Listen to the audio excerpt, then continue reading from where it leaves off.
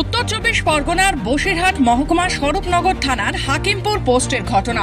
হাকিমপুর মাঝেরপাড়া বছর 35 মহিলা নার্গিস খাতুন বেবি তার মোটর বাইকে করে 2 ব্যাগ মাছের পিন নিয়ে বাংলাদেশে পাচারের চেষ্টা করে। সেই সময় 143 নম্বর ব্যাটালিয়নের সীমান্তরক্ষী বাহিনীর জওয়ানেরা তল্লাশি চালায়। বাইক থেকে উদ্ধার হয় মাছের পিন, যার বাজার মূল্য প্রায় 70,000 টাকা। অন্যদিকে হাকিম হচ্ছে সুমন সর্দার নামে এক পাচারকারী মোটর বাইকে করে প্রচুর পরিমাণে রূপোর গহনা বল নিয়ে বাংলাদেশে পাচারের চেষ্টা করছিল।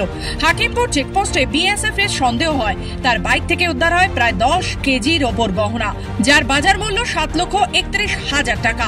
উদ্ধার হয়েছে 4টি এটিএম কার্ডের। বাড়ি বাদুরিয়া থানা রামচন্দ্রপুর গ্রাম পঞ্চায়েতের বরুজ গ্রামে। মোটর বাইক সীমান্তে 2 পাচারকারী থেকে উদ্ধার রূপোর গহনা মাছের পিন, যার মোট মূল্য 8 লক্ষ টাকারও বেশি। 2টি বাইক, প্রচুর মাছের পিনের ব্যাগ, রূপোর গয়না পাচারকারী সহ তেতুলিয়া শুল্ক দপ্তরের হাতে তুলে দেওয়া হয়েছে।